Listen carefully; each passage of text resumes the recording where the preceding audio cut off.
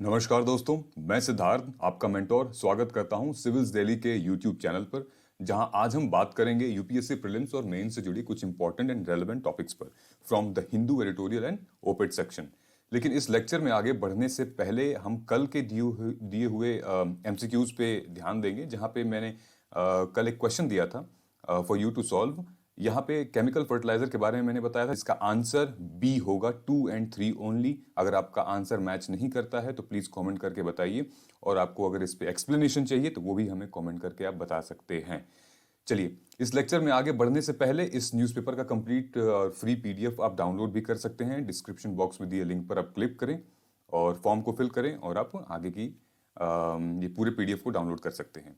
ठीक है, नाउ आपकी प्रिपरेशन को पूरा कॉम्पैक्ट और पावरफुल शेप देने के लिए जुड़िए हमारे साथ सीडी यूट्यूब रिचुअल्स के साथ, जो कि आपके लिए प्रोग्राम हमने बनाया है और जिस पे हम प्राइमरीली फोकस रहेगा हमारा यूपीएससी प्रीलिम्स के बिहाफ पर एमसीक्यू एंड स्ट्रेटजी को हम एक्सप्लेन करेंगे।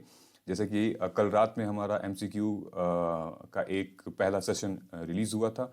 यहाँ मैं आपको ऑलरेडी पढ़ा रहा हूँ editorial and op-ed section from the Indian express and the Hindu, और इसके बाद जो प्रोग्राम जाएगा वो है करंट अफेयर से related and it's headline in the Hindu and Indian express, and फिर एक एक्सप्लेनर जाएगा जहाँ पे आपको एक करंट टॉपिक, एस्थेटिक टॉपिक के बारे में, एक बर्निंग इश्यूज के बारे में हम डिटेल में एक्सप्लेन करेंगे। और last but not the least, prelims, mains और इंटरव्यू से स्पेसिफिक हमारा वीकली वेबिनार जाएगा जहां हम टॉपर्स इंटरव्यू करेंगे, wherein you will be able to engage sometimes with the topper, or you will have a broad idea about how to approach the examination. चलिए आगे बढ़ते हैं। आज का न्यूज़, दो तीन न्यूज़ आज की खास है। आज हम बात करेंगे यूनिकॉर्न एंड डिस्ट्रेस इकोनॉमी की, जहां पे हम यूनिकॉर्न आईपीओ के बारे में समझेंगे। फिर हम मिलिट्री कूप वर्सेस प्रेसिडेंशियल कूप क्या होता है उसके बारे में समझेंगे कि सूडान में, ट्यूनीसिया में क्या चल रहा है, और उसके बाद फिर हम जानेंगे कि रोड टू हिमालयन ब्लंडर, ये जो आर्टिकल है काफ़ी इंपॉर्टेंट आर्टिकल है, इसको हम समझेंगे क्या है ये, क्या इश्यूज हैं इससे। And wanted an Indian Charles worth, ठीक है, इंटरनेशनल लॉ कमीशन को हम समझेंगे। तो आइए हम अपने सबसे पहले आर्टिकल से शुरू करते हैं, जो कि है ओवर वैल्यू यूनिकॉर्न इन अ डिस्ट्रेस्ड इकोनॉमी। सो दोस्तों, ये आर्टिकल जीएस पेपर 3 से रिलेटेड है, जिसे हम टेक्नोलॉजी डेवलपमेंट इन्वेस्टमेंट मॉडल भी कहते हैं, या फिर आईटी सेक्टर से रिलेटेड है, कंप्यूटर टेक्नोलॉजी से रिलेटेड है। ठीक है, इसको जानने से पहले, क्योंकि इसमें दो टर्म्स बहुत इंपॉर्टेंट मिलेंगे आपको, कि एक यूनिकॉर्न क्या होता है और दूसरा आईपीओ क्या होता है। ठीक है, इसको हम समझेंगे। तो आइए समझते हैं कि unicorn, what is unicorn in business means. ठीक है, तो यूनिकॉर्न इन बिजनेस का मतलब वही होता है कि कोई भी स्टार्टअप जो अपनी ईयरली वैल्यूएशन को 1 बिलियन क्रॉस कर दे, वो होता है यूनिकॉर्न। ओके, और ये सिर्फ एक प्राइवेट कंपनी से रिलेटेड बात होती है, गवर्नमेंट कंपनी ऑफ कोर्स इसमें नहीं पार्टिसिपेट होती है, और ये है, इसको हम यूनिकॉर्न कहते हैं। आई एम श्योर आपको बहुत सारी चीजें पता होंगी यूनिकॉर्न कंपनीज के बारे में। कौन सी कंपनीज हैं? सो इंडिया अभी 2021 की मैं बात कर रहा हूं, ये वाला पॉइंट आप देखिए। 2021 में फिलहाल 14 स्टार्टअप्स हैं जो ऑलरेडी यूनिकॉर्न लिस्ट में शामिल हो चुके हैं। मतलब कि 14 स्टार्टअप्स हैं जो ऑलरेडी 1 बिलियन से ऊपर जिनकी वैल्यूएशन है, राइट। ये टर्म बेसिकली इसलिए एम्फोसिस किया गया था, ये पहले का टर्म है, अभी का टर्म नहीं है। पहले इसलिए एम्फोसिस किया गया था कि पहले स्टार्टअप्स बहुत कम हुआ करते थे, तो ऐसी इनोवेटिव आइडियाज़ को जो सपोर्ट और बहुत ही कम फाइनेंसेस मिलते थे इसको रेज करने के लिए, तो इसीलिए यहाँ पे लिखा हुआ है रेयरिटी ऑफ सच स्टार्टअप्स। ठीक है, नाउ होता क्या है ये यूनिकॉर्न? सो ये एक तरह की ऐसे स्टार्टअप्स होते हैं जो कि B2C होते हैं, कंज्यूमर सेंट्रिक होते हैं, समटाइम्स B2B भी होते हैं, लेकिन प्रीडोमिनेंटली ये कंज्यूमर सेंट्रिक होते हैं, कंज्यूमर फोकस होते हैं, हाई ऑन टेक्नोलॉजी होते हैं, इनोवेटिव होते हैं, न्यू आइडियाज होते हैं इसमें। ठीक है, कैसे एक कॉम्प्लेक्स चीज को हम बहुत ही इजी वे में सॉल्व करते हैं, राइट।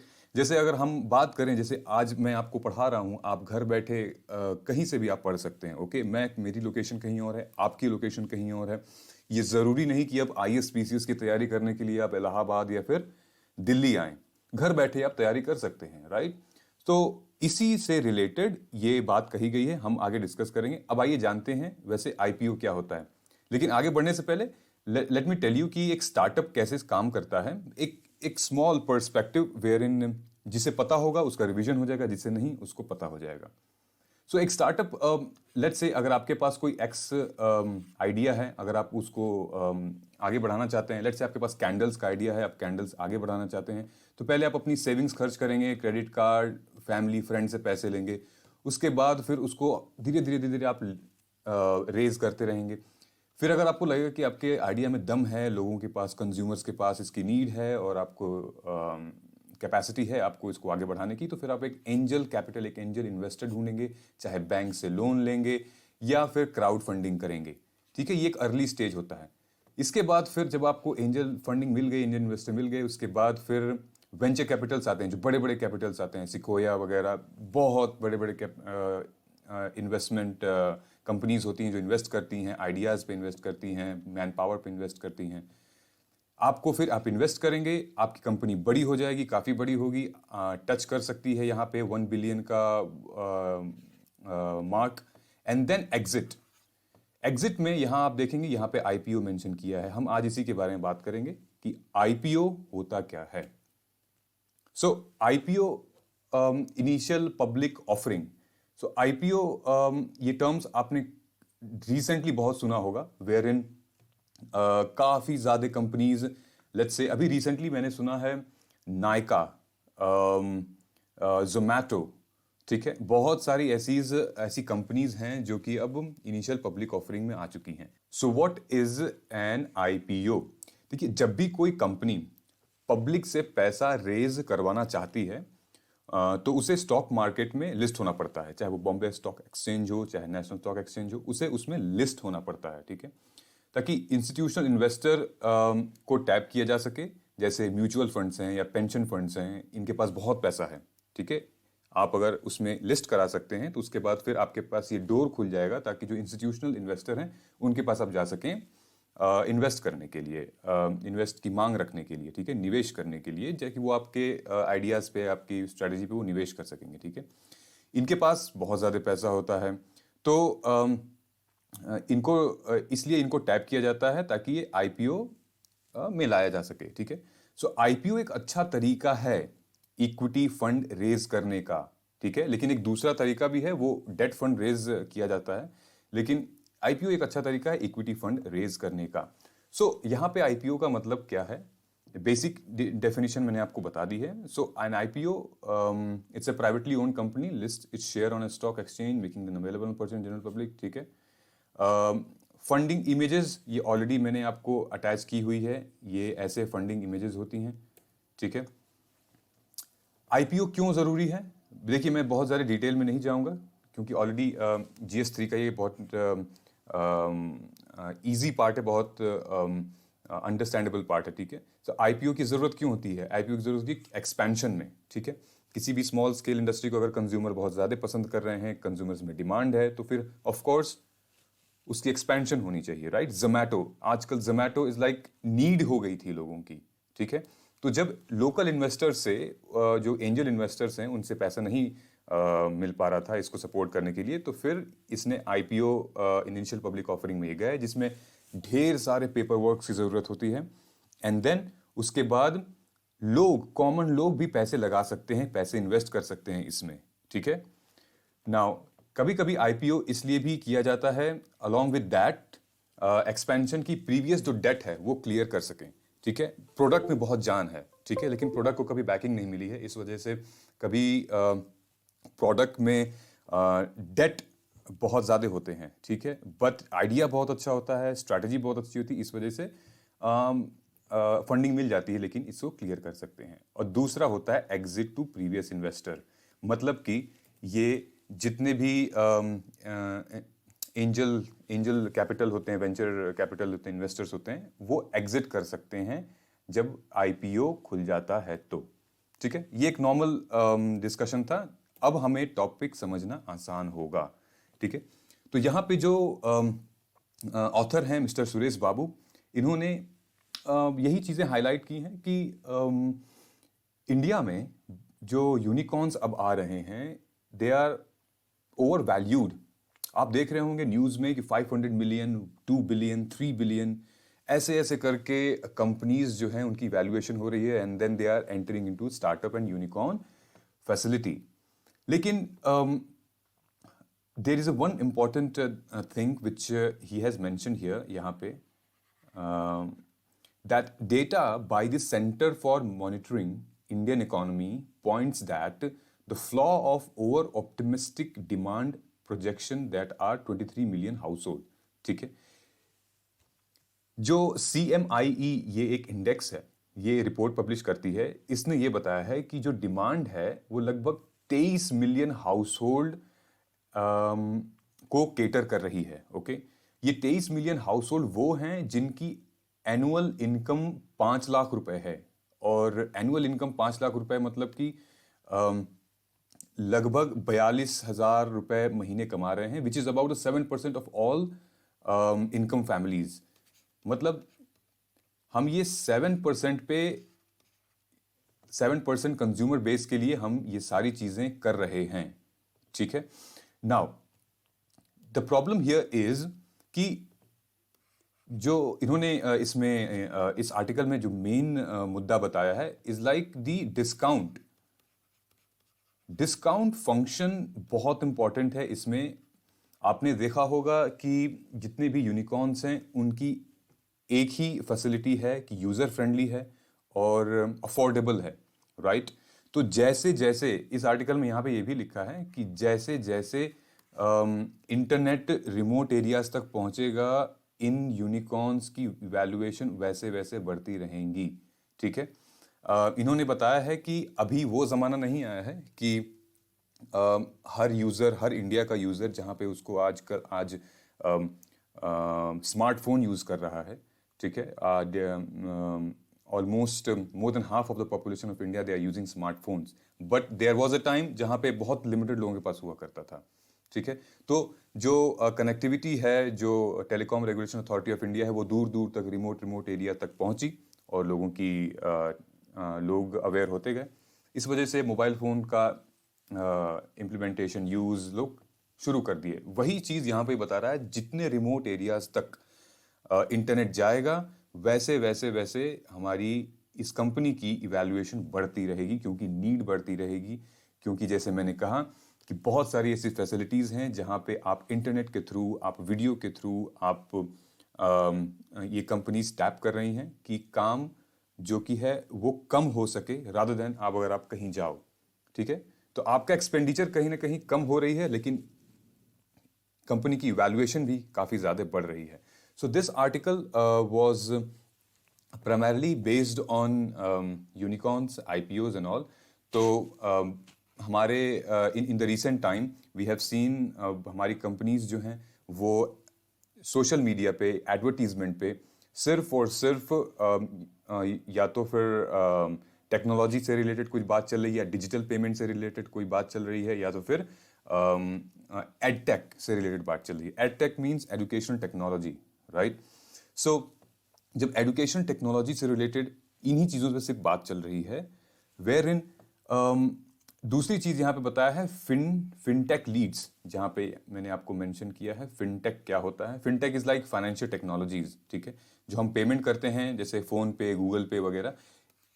ठीक है, इनकी वैल्यूएशन भी काफ़ी बढ़ रही है, ऐसी कंपनीज की वैल्यूएशन भी बढ़ रही है, और ये कहीं ना कहीं जो पॉकेट एक्सपेंडिचर होता है, जो पर्स वाला मामला होता है, वो कहीं ना कहीं ख़त्म हो रहा है, क्योंकि डायरेक्टली आप पेमेंट कर सकते हैं।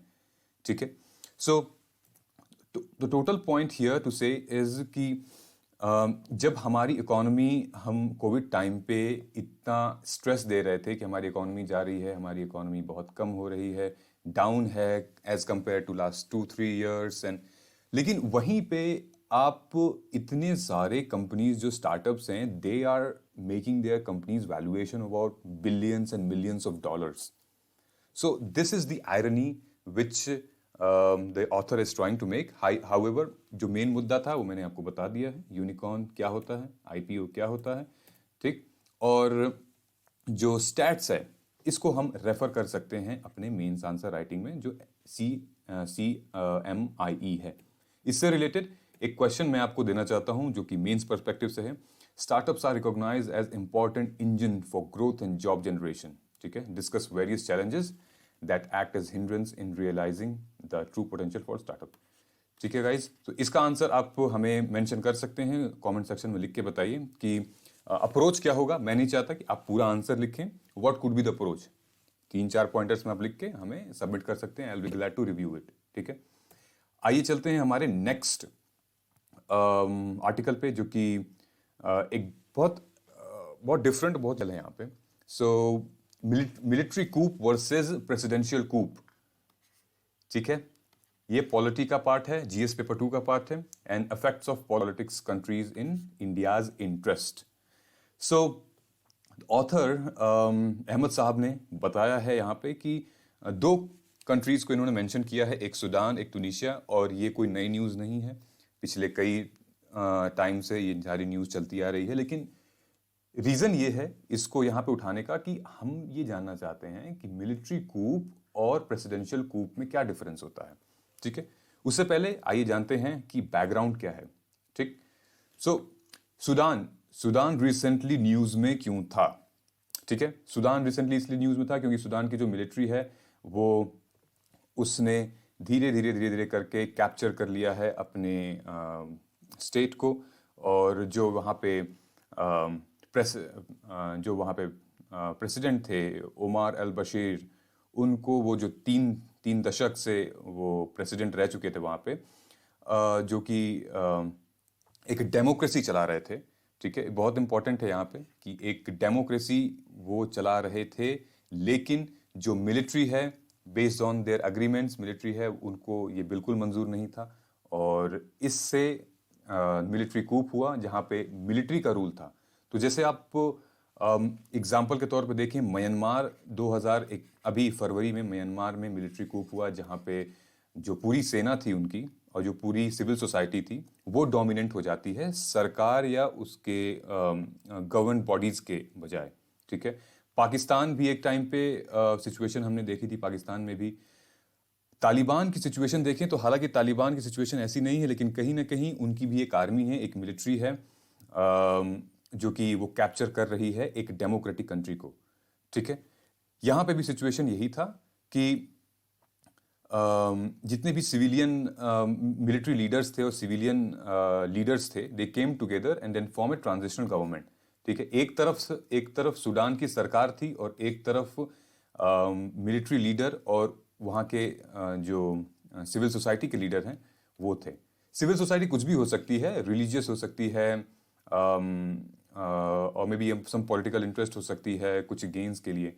ठीक है, और इन सिविल सोसाइटी ने कहा था कि हम इलेक्शन लड़ेंगे और इनका नाम था सोवरेन काउंसिल। ठीक है, 2023 में इन्होंने कहा था कि हम इलेक्शन भी लड़ेंगे, लेकिन उससे पहले जो वहाँ के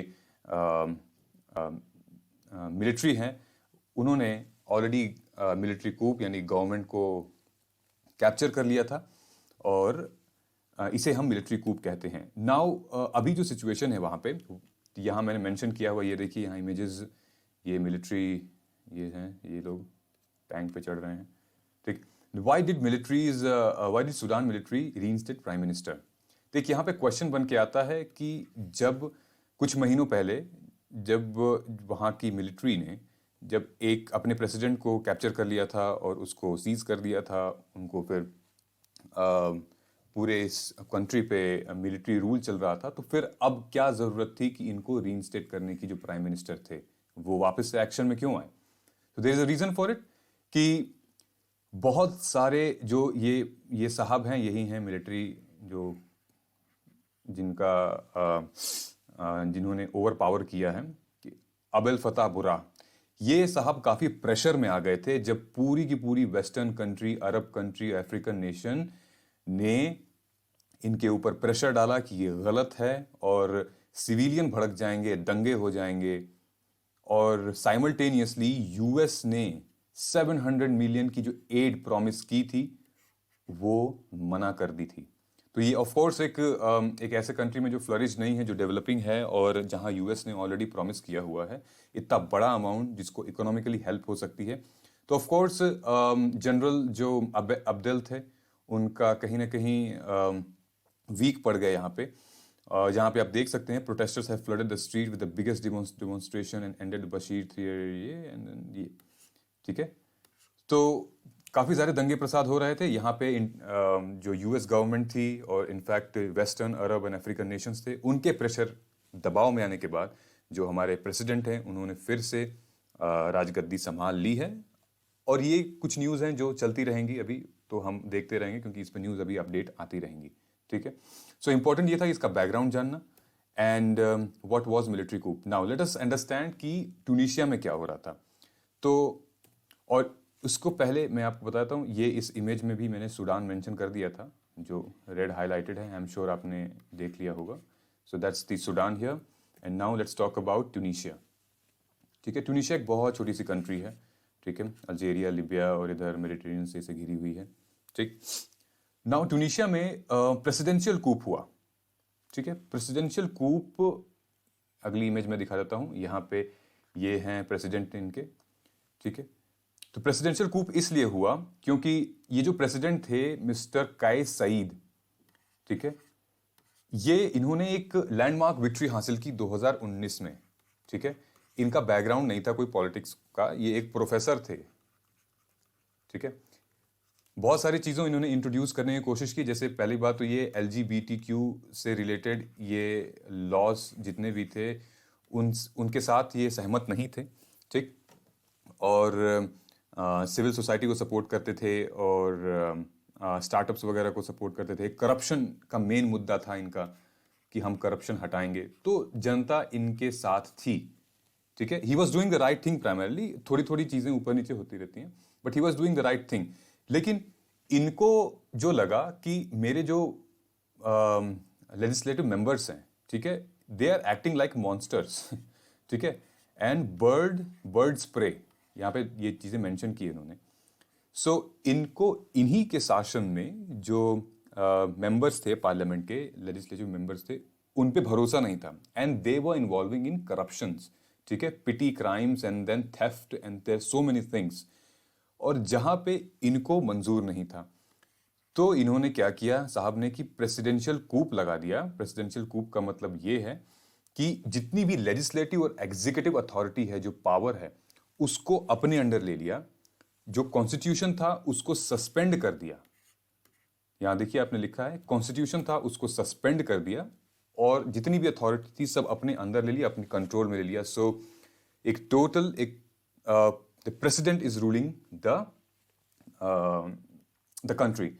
जैसे अब यूएस में है, सो लाइक प्रेसिडेंट ही सर्वे सर्वा है, राइट। सो यहाँ पे सिचुएशन यही है, लेकिन यहाँ पे भाई प्राइम मिनिस्टर भी थे तो प्राइम मिनिस्टर की पोजीशन हटा दी गई, इनके अंदर ही सारी चीज़ें इंक्लूड हो गई हैं।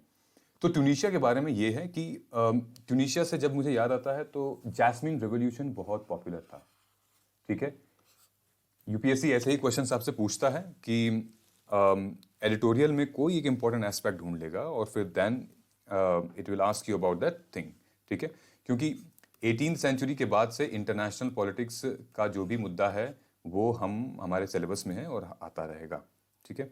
सो Tunisia is a small country, northern Africa, ये हम देख चुके हैं यहाँ पे, ठीक है। 2011 में एक सिविल अनरेस्ट हुआ था जहाँ पे 23 साल लंबी एक अथॉरिटेरियन रेजीम चली थी, प्रेसिडेंट जीन एबेदेम बेन अली, ठीक है। इनके खिलाफ मोर्चा चला था, बहुत बड़ा आंदोलन हुआ था। और किस लिए चला था? क्योंकि बहुत ज़्यादा गरीबी हो गई थी, बहुत ज़्यादा अनएम्प्लॉयमेंट हो गई थी, करप्शन बहुत ज़्यादा हो गए थे, पॉलिटिकल फ्रीडम किसी में नहीं थी। तो एक जैस्मिन रिवोल्यूशन चला था जिससे ना तो सिर्फ ट्यूनीशिया में बल्कि पूरे अरब वर्ल्ड में एक बहुत बड़ा बदलाव आया। जैसे अपने उस टाइम पे एक फ्रेंच रिवोल्यूशन था, राइट। तो फ्रेंच रिवोल्यूशन की वजह से कई सारे स्टेट्स में, कई सारे कंट्रीज में बहुत बदलाव आया। तो अरब वर्ल्ड में एक अरब स्प्रिंग नाम बहुत फेमस हुआ, इस वजह से ये सारी चीज़ें इम्प्लीमेंट हुई। बहुत सारे लोग इससे प्रोटेस्ट में मारे गए, पुलिस एक्शन हुआ एंड देन एक कंफर्टेबल ट्रांजिशन हुआ डेमोक्रेटिक कंट्री में ट्यूनीशिया का, ठीक है। सो ये एक इंपॉर्टेंट फैक्टर है कि कैसे एक कंट्री थियोक्रेटिक से होके फिर एक डेमोक्रेटिक, एक सेकुलर कंट्री बनती है। ये इसका ट्रांजिशन बहुत इंपॉर्टेंट है। सेक्युलरिज्म वाले जो हमारा चैप्टर है उसमें ये इसका रेफरेंस आप दे सकते हैं। ये हो गया, इटली हो गया, इजराइल हो गया, तो इन कंट्रीज की रेफरेंस हमें जरूर देनी चाहिए। सेक्युलरिज्म एस्पेक्ट बहुत बड़ा है, कम्युनिज्म एस्पेक्ट बहुत बड़ा है। अगर आप इसका रेफरेंस देंगे so definitely these are the current affairs, and current affairs आप अपने आंसर के कंटेंट को सब्सटैंशिएट करने के लिए बहुत इंपॉर्टेंट है। ओके, सो ये मैंने आपको ऑलरेडी समझा दिया है। तो एक इंपॉर्टेंट क्वेश्चन यहां पे ये आता है कि what is the basic difference between military and presidential coup. I would request you all to please comment. 2 से 3 लाइन आप लिख सकते हैं, कमेंट करके आप हमें इसके बारे में बताइए what is the difference between military and presidential coup, अगर आपको ये समझ में आया हो तो। Alright, let us move forward. ये एक इंपॉर्टेंट है, रोड टू हिमालयन ब्लंडर। ठीक है, जीएस पेपर 3 से रिलेटेड है, disaster management and government policies. ठीक है, ये इमेज थोड़ी सी छुप रही है, मैं नेक्स्ट में आपको दिखा दूंगा क्या है पूरा मामला। तो आइए पहले समझते हैं कि चार धाम प्रोजेक्ट है क्या। ठीक है, उसके बाद फिर हम आते हैं हिमालयन ब्लंडर पे कि क्या चल रहा है यहाँ माजरा। ठीक है, तो चार धाम प्रोजेक्ट बहुत एक अच्छा इनिशिएटिव है। हम सबको पता है कि चार धाम कौन से होते हैं। चार धाम कौन कौन से होते हैं? बद्रीनाथ, केदारनाथ, एंड देन गंगोत्री, यमुनोत्री, ये सारे धाम हैं हमारे। सो बीजेपी गवर्नमेंट ने बहुत ही अच्छी एक पॉलिसी इंट्रोड्यूस की, लेकिन करने का तरीका थोड़ा सा डिफरेंट है इनका। तो लगभग 900 किलोमीटर प्रोजेक्ट है। ठीक है, 900 किलोमीटर्स माउंटेन्स पे, इट्स अ ह्यूज थिंग, बहुत मुश्किल होगी। आप इमेजिन भी नहीं कर सकते हैं कि 900 किलोमीटर्स कैसे कैसे कैसे हम रास्ता बनाएंगे। उसके जो कॉन्सिक्वेंसेस होंगे वो अभी हम समझेंगे। लगभग 12,000 करोड़ इसमें लग रहा है। ठीक है, and this town will connect Yamunotri, Gangotri, Kedarnath and Badrinath. ठीक, लोकेशन कहाँ पे है? लोकेशन ये उत्तराखंड में है। उत्तराखंड बहुत ही सेंसिटिव एरिया है और ऑलरेडी हम विटनेस कर चुके हैं, जब भी कोई मेजर कंस्ट्रक्शन होती है तो कॉन्सिक्वेंसेस बहुत ही ज़्यादा ख़राब होते हैं। हालांकि इन चीज़ों को इशू इसमें रखा गया है। ठीक, तो the four pilgrimage destination Yamunotri, Gangotri, Kedarnath, Badrinath, इस दोनों चार धाम। रूट क्या होगा इसका? रूट आप देख सकते हैं यहाँ पे। ये ऋषिकेश है जो उत्तराखंड में आता है। ये रूट है। ठीक है, ये यमुनोत्री पहले यहाँ दर्शन होता है, फिर यहाँ दर्शन होता है, फिर यहाँ होता है, फिर लास्ट में यहाँ होता है। ठीक है, तो एक ऐसा रूट बना रहे हैं, ऑलरेडी रूट है, इसको हम इम्प्लीमेंट और अच्छी तरीके से बना रहे हैं। ठीक है, तो यहाँ पे आप जा सकते हैं पहले, उसके बाद फिर आप डायरेक्ट यहाँ ऐसे जा सकते हैं, फिर उसके बाद यहाँ से ऐसे जा सकते हैं, फिर यहाँ, मतलब ये एक द्वार ऋषिकेश से आप 4 जगह पे जा सकते हैं। ठीक है, ये सारी चीज़ें मैंने दे रखी है आपको। ये आपको फ्री पीडीएफ है, इसको डाउनलोड करके आप समझ सकते हैं that Yamunotri dedicated to Yamuna, Gangotri dedicated to Ganga, and Kedarnath Shiv ji से रिलेटेड है, बद्रीनाथ विष्णु जी से रिलेटेड है। सो ये सारी चीज़ें आप डिस्कस कर लीजिएगा, देख सकते हैं डाउनलोड करके। ठीक है, नाउ क्वेश्चन इस पे आते हैं, आर्टिकल पे।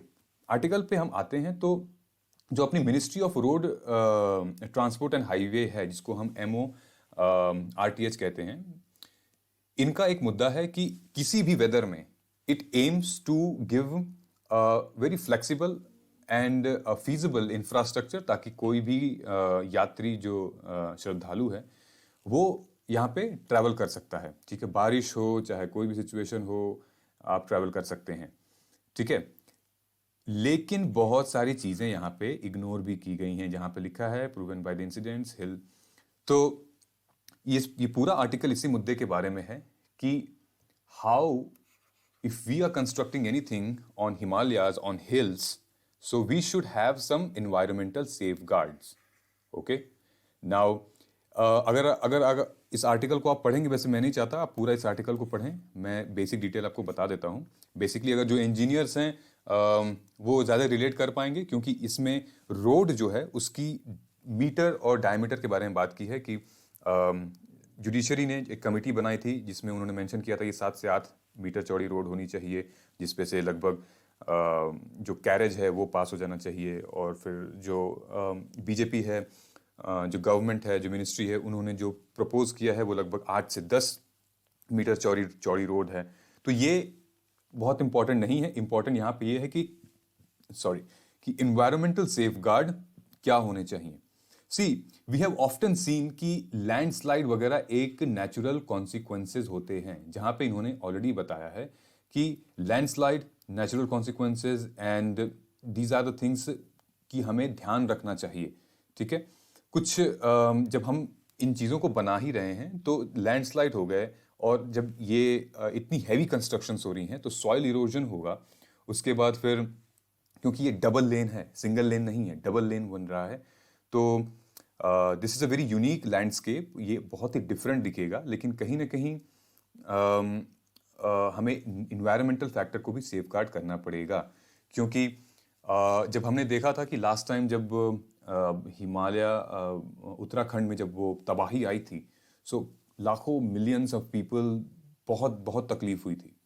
एंड जस्ट कुछ हमने मेजर्स नहीं लिए थे, construction sites, you never know, क्योंकि ऐसे चीज़ें इंड्यूस करती हैं अर्थक्वेक को, लैंडस्लाइड्स को, जो एक्ट ऑफ गॉड कहते हैं उसको, लेकिन that is not an act of God, right. Torts में लॉ पढ़ोगे आप तो, लॉ जानोगे आप तो, लॉ ऑफ टॉर्ट्स होता है, टॉर्ट्स में आता है एक्ट ऑफ गॉड। ठीक है, इस पे बहुत अच्छी एक मूवी भी आई थी अक्षय कुमार की, नाम नहीं याद आ रहा मेरे को, आप वो देख सकते हो। सो एक्ट ऑफ गॉड ये नहीं है, ये कहीं ना कहीं ह्यूमन इंड्यूस्ड है, ये ह्यूमन इंजीनियर्ड इंड्यूस्ड है, क्योंकि हमने प्रॉपर देखभाल नहीं की थी और फिर ये सारी चीज़ें हो गई। So here this is a very sensitive article that everybody and every engineer or every department of the government must take care of, because ये एक किसी स्मॉल स्केल पे नहीं बन रहा है, ये 900 किलोमीटर लंबी लाइन बन रही है, जिस हर गांव, हर शहर और हर गली मोहल्ले से ये होके जाएगी, और इम्पैक्ट होगा अगर लैंडस्लाइड होती है, अगर अर्थक्वेक आता है, इरोजन होता है, बाढ़ आती है, flood, so it could affect millions of life. Okay, so this is the essence of the article. इस आर्टिकल से रिलेटेड एक इम्पॉर्टेंट MCQ मैंने यहाँ पे मेंशन किया है, is that the Char Dham highway project is being maintained by which of the following.